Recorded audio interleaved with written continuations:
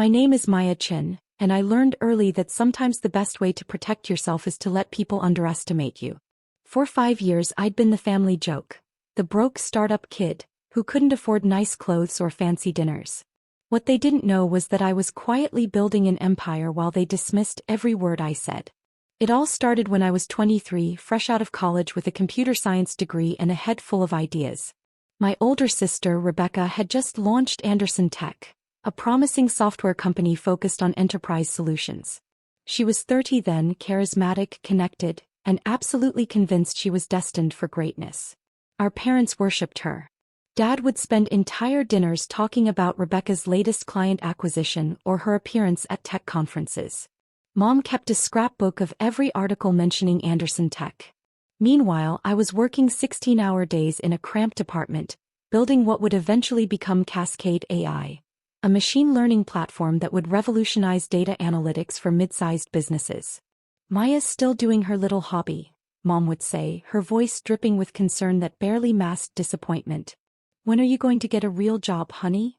I'd just smile and change the subject. Let them think what they wanted. The truth was more complicated. 6 months after graduation, I'd developed a prototype that caught the attention of Sterling Ventures, one of Silicon Valley's most selective investment firms. They'd offered me a Series A round of $12 million. I took it. By 24, Cascade AI was generating $7 million in annual revenue. By 25, we'd hit profitability, something only 8% of startups ever achieve. But I kept it quiet. I drove a 10-year-old Honda. I lived in a modest apartment. I wore the same 5 outfits on rotation. My family saw what they expected to see, a struggling entrepreneur too proud to admit failure. What they didn't see was the investment portfolio I was building on the side. In 2020, Rebecca came to me desperate. Anderson Tech was running out of runway. She'd burned through her initial funding faster than expected, and investors were getting cold feet. The company was 90 days from shutting down. Maya, I know we haven't always. I know I've been hard on you, she said over coffee, her hands shaking slightly. But I need help. I need capital and I need it fast. I could have said no. I could have reminded her of every dismissive comment, every eye roll, every time she'd introduced me to her colleagues as my sister who's trying the startup thing. Instead, I saw an opportunity. How much do you need? I asked. 4.2 million would get us through the next 18 months and fund the product expansion we've been planning. I nodded slowly, pretending to consider it. In reality, I'd already made the decision. I know some people. Let me make some calls. What I actually did was create an investment vehicle called Meridian Capital Group. It was a legitimate LLC with proper legal structure, but the beneficial owner was hidden behind several layers of corporate protection. I routed the investment through Sterling Ventures. They were happy to serve as the nominal investor in exchange for a small fee and the opportunity to potentially participate in future rounds. 2 weeks later, Rebecca got her $4.2 million from Meridian Capital Group, represented by Sterling Ventures. She never knew I was behind it. The terms were fair but structured to give Meridian, which meant me, significant control. 28% equity with weighted voting rights that effectively gave me veto power over major decisions. They're angel investors who prefer to stay anonymous, the Sterling partner told her during the signing. Very common in the industry. They like your vision and want to see Anderson Tech succeed. Rebecca was ecstatic. She called me that night, breathless with excitement. Maya, you won't believe it. We got the funding. We're saved. That's amazing, Beck, I said, genuinely happy for her despite everything. I knew someone would see the potential. Yeah, well, they obviously know more about real business than some people, she said, her tone shifting. Not everyone can just throw together an app and hope for the best. I let it slide. I always did. Over the next 3 years, I watched Anderson Tech grow. My investment, my $4.2 million, helped them scale from 15 employees to 60. They landed major contracts with 3 Fortune 500 companies. Revenue went from $800,000 annually to $12 million. Rebecca's face appeared in TechCrunch, Forbes, and Business Insider. She became the darling of the Midwest tech scene. And at every family gathering, she made sure everyone knew about her success. Anderson Tech just closed another major deal, she'd announce at Sunday dinners. We're projecting $18 million in revenue this year. That's wonderful, sweetheart. Dad would beam. Maya, are you still working on that? What was it again? Cascade AI, I'd say quietly.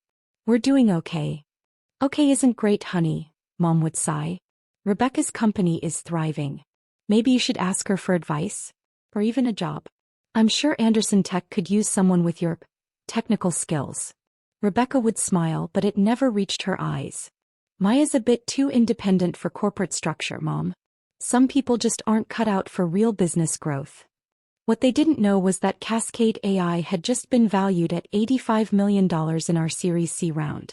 We had 230 employees across 3 offices. We'd been profitable for 3 consecutive years. Forbes had named me to their 30 under 30 list. I'd declined the photo and kept my name off the public version, citing privacy concerns. The industry knew my company, but I'd carefully kept myself out of the spotlight. I had my reasons. Partly, I wanted to build something real without the pressure of family expectations. Partly, I was curious to see how long they'd keep dismissing me. But mostly I was protecting myself. I'd seen what attention did to Rebecca. How it inflated her ego, how it made her mean, how it turned her into someone who needed to be the center of attention at all times. I didn't want that life. I wanted to build, to create, to make something meaningful without the circus. Meanwhile, I continued monitoring Anderson Tech's growth as their silent angel investor. I received quarterly board reports. I attended board meetings via video conference with my camera off, identified only as Meridian Capital representative. I watched Rebecca make presentations, celebrate victories, and occasionally make decisions I disagreed with, but never badly enough to use my veto power. I was proud of what she'd built, even if she'd built it partially on my money and entirely on her dismissal of me. Then came Thanksgiving 2024. Rebecca had insisted on hosting at her new house, a beautiful 4-bedroom colonial she'd bought in an upscale suburb. She spent the entire dinner talking about the house, about Anderson Tech's latest contract, about the vacation home she was considering in Colorado. Real estate is the key to building lasting wealth, she announced, gesturing with her wine glass. That's what separates people who play at business from people who build empires. I was sitting at the far end of the table, Rebecca's seating arrangement not coincidentally, picking at my sweet potatoes and trying to be invisible. Maya, are you still in that tiny apartment downtown? Aunt Linda asked, her concern sounding almost genuine. Yeah, it works for me, I said.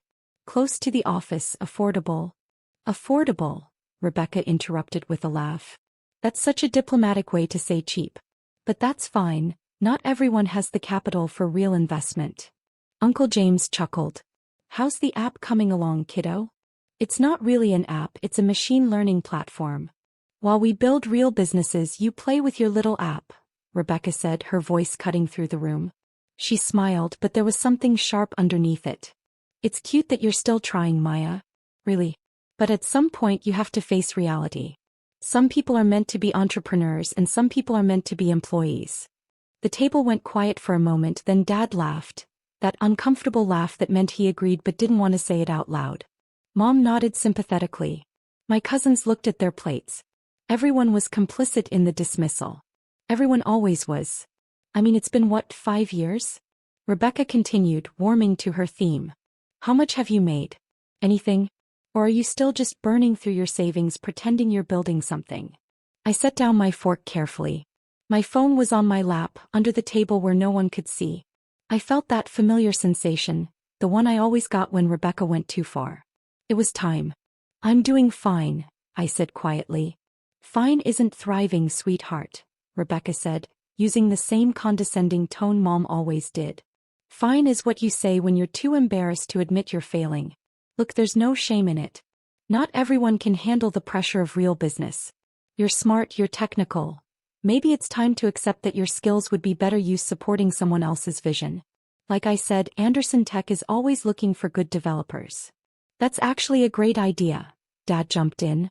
Maya, maybe Rebecca could bring you on board. Give you some stability, some real income. I appreciate the offer, I said, pulling out my phone, but I'm good. I opened my secure messaging app and typed quickly to my investment manager, David Torres at Sterling Ventures. Withdraw all funding from Anderson Tech, execute immediately.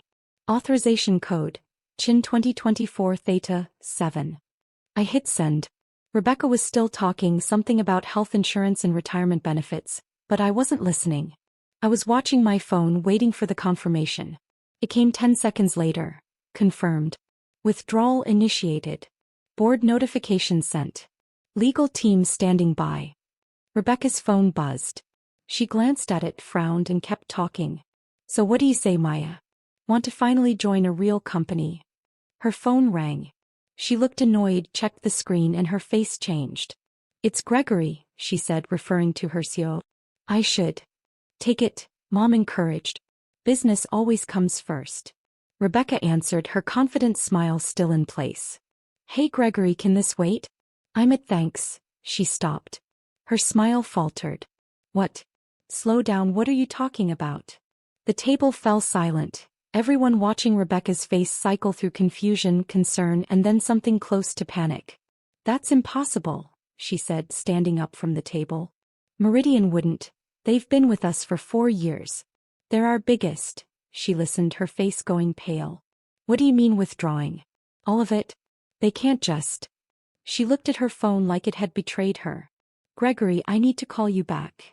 She hung up and immediately started dialing someone else, her hands shaking. Sweetheart, what's wrong? Dad asked, concerned. It's nothing, Rebecca said, but her voice was tight. Just, there's a situation at work. I need to make some calls. Her next call went to someone else on the board. I could hear her voice rising even though she'd stepped into the kitchen. David, it's Rebecca Anderson. What the hell is going on? I just got a call that Meridian is withdrawing their entire investment. That's $4.2 million. They can't just. I could hear David Torres's calm voice through the phone, too quiet to make out words but clear in tone.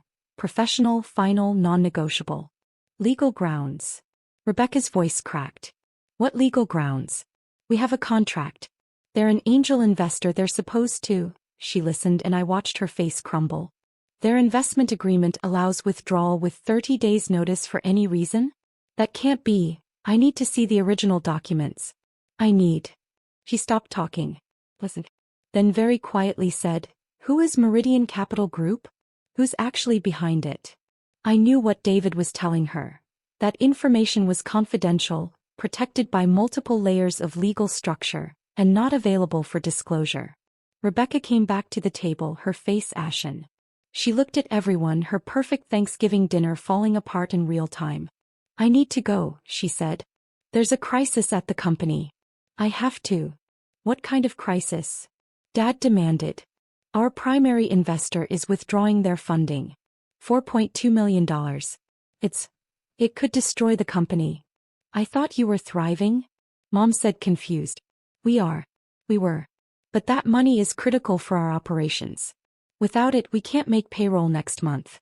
We can't. She looked at me suddenly, desperately. Maya, you said you know people.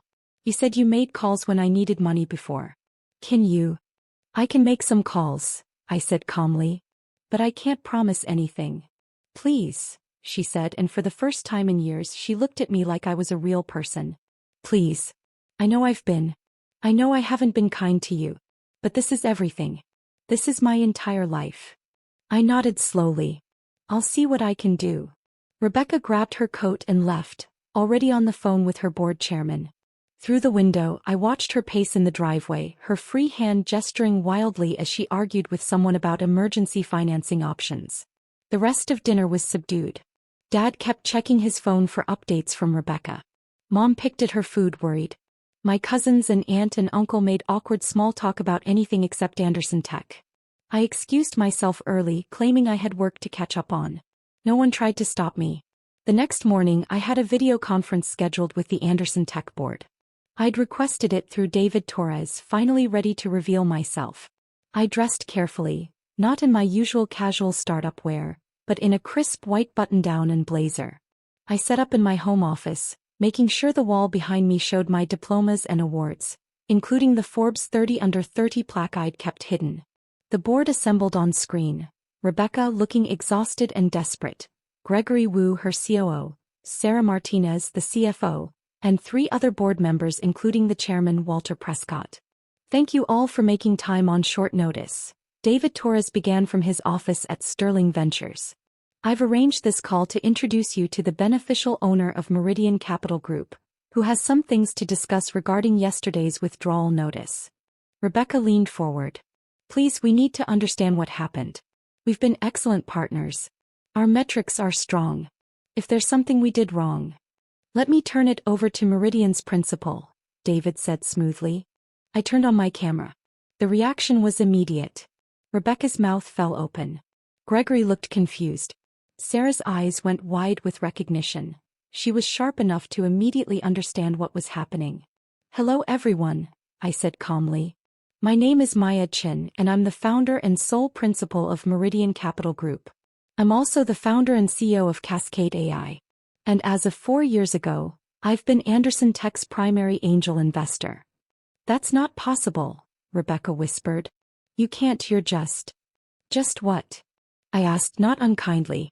Just a broke startup kid playing with a little app? Walter Prescott recovered first. Miss Chen, we weren't aware of your involvement. The investment came through Sterling Ventures. As my representative, yes. I preferred to remain anonymous. It's not uncommon in angel investing. Why are you withdrawing? Rebecca asked, her voice small. I pulled up a document on my screen and shared it with the call. This is the original investment agreement. Section 4.3 grants Meridian the right to withdraw funding with 30 days notice for any reason or no reason at all. You signed this, Rebecca. Your lawyers reviewed it. But why now? She demanded, some of her old fire returning. We're doing better than ever. We just landed the Branson Industries contract.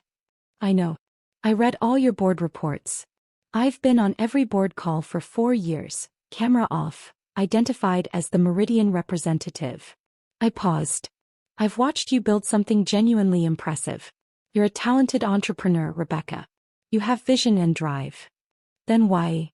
Because last night you offered me a job as a developer at your company. A company that exists in large part because I gave you $4.2 million when no one else would. The silence on the call was absolute. You've spent 4 years dismissing me, I continued, keeping my voice even.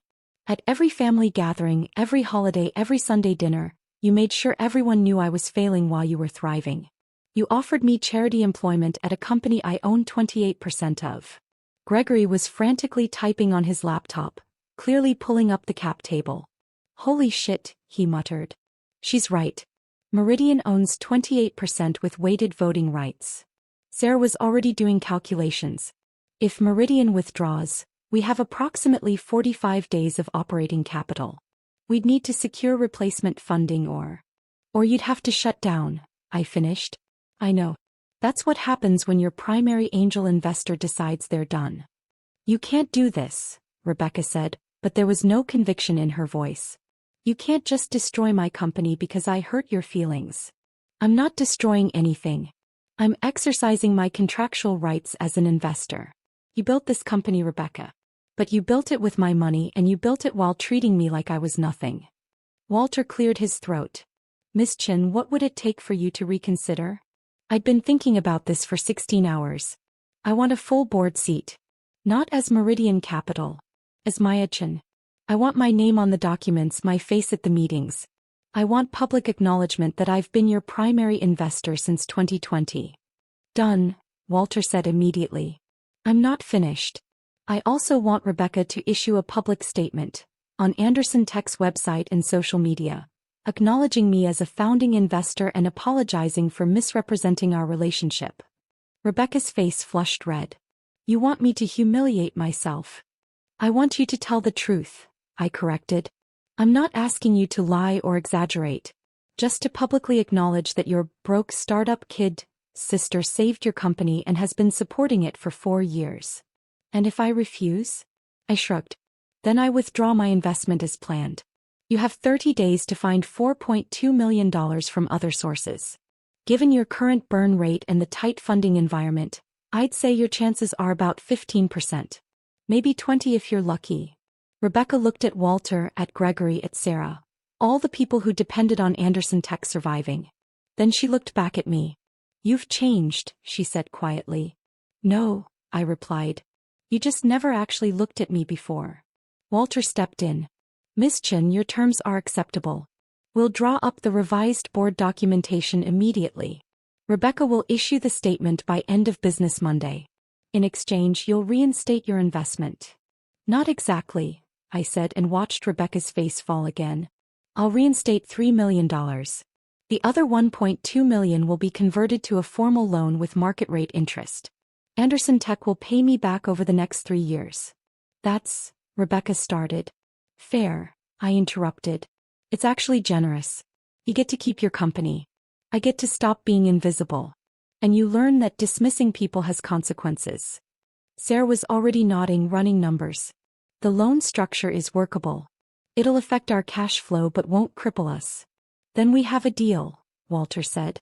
Ms. Chen, welcome to the Anderson Tech board. Officially this time. The statement went up on Anderson Tech's website Monday afternoon. Rebecca had fought over every word, but the final version was clear. Anderson Tech is pleased to formally acknowledge Maya Chen, founder and CEO of Cascade AI, as our primary angel investor since 2020. Ms. Chen's $4.2 million investment was critical to our early growth and continued success. We regret any prior mischaracterizations of her role and are honored to have her join our board officially. Rebecca Anderson, CO. Within an hour it was picked up by TechCrunch. By evening it was trending in tech circles on social media. People were impressed not just by the investment, which was substantial for an angel round, but by the fact that I'd done it anonymously while building my own company. The Cascade AI PR team, who I'd been keeping on a tight leash for years, finally got to do their job. They confirmed the Forbes 30 Under 30 recognition. They revealed our Series C valuation of $85 million. They positioned me as a rare example of a founder who invested in other startups while bootstrapping their own success. My phone exploded with messages. Interview requests. Speaking invitations. Other entrepreneurs asking for investment advice. And one text from Rebecca. We need to talk. We met at a coffee shop halfway between our offices. She looked tired, older somehow. The stress of nearly losing everything had left marks. I'm sorry, she said before I could even sit down. Not just for the statement. For everything. For 5 years of treating you like you were nothing. I sat down, ordered a coffee. Waited. I was jealous, she admitted. You were always smarter than me. Everyone knew it. I got the social skills, the charisma, the ability to work a room. You got the raw intelligence. And I think I spent my whole life trying to prove I was just as smart. That I could build something just as significant. You did build something significant, I said honestly. Anderson Tech is impressive. You should be proud. Built with your money, she said bitterly. Built with investment capital like most startups. The money was just money, Rebecca. It was how you treated me that mattered. She nodded, tears forming. Why didn't you tell me? Why didn't you just say, I'm the investor from the beginning? Would you have taken the money if you knew? She was quiet for a long moment. No, she finally admitted. No, I wouldn't have. I would have rather let the company die than accept money from my broke startup kid sister. That's why I didn't tell you. You were testing me. All these years, you were testing whether I'd eventually see you as a real person. Partly. Also protecting you. If you'd known I was Meridian, you might have made different decisions. Worse decisions. Trying to prove something to me instead of just building the best company you could. Rebecca wiped her eyes. What happens now? Now you run your company. I sit on the board. We work together professionally. And maybe, eventually, we figure out how to be sisters again. Do you think that's possible? I considered it. 5 years of dismissal. 5 years of casual cruelty. But also 5 years of watching her build something real, of seeing her face when she talked about her team, of understanding that she wasn't malicious, just insecure and defensive. I think it's possible, I said. But it's going to take work. Real work. Starting with you accepting that I'm not your broke little sister anymore. I never was. No, she agreed. You never were. That Sunday dinner was different. Mom and Dad had read the articles. Aunt Linda had sent me 3 congratulatory texts. My cousins were suddenly very interested in learning about machine learning. Rebecca arrived with her husband, and for the first time in years she didn't monopolize the conversation. When Dad asked about Anderson Tech, she gave a brief update and then said, but Maya's got some exciting news about Cascade AI. They just closed a major partnership with Branson Industries. Everyone turned to me. I could see the recalculation happening in their faces. The reframing of every interaction we'd had, every dismissal, every casual cruelty. It's a good partnership, I said simply. We're excited about it. Maya, Mom started, her voice uncertain. We had no idea you were doing so well. Why didn't you say something? I tried, I said quietly. You just weren't listening. The table went silent. It wasn't comfortable, but it was honest. Well, Dad said finally, clearing his throat, we're listening now. Rebecca looked at me across the table. There was something different in her eyes. Respect, maybe, or the beginning of it. We all are, she said. It wasn't an apology. It wasn't redemption. But it was a start. Later, after dinner, Rebecca found me alone in the kitchen. The loan payments start next quarter, she said. 300,000 every 6 months for 3 years. I know. Sarah sent me the schedule. We'll make every payment on time. I promise. I know you will. She hesitated, then asked, did you really build Cascade AI to 85 million while investing in my company and living in that tiny apartment? Yeah. How? I smiled. Turns out when people underestimate you, they leave you alone to work. No pressure. No expectations. Just you and the code and the vision. It's actually pretty liberating. I made that possible, she said, not quite joking.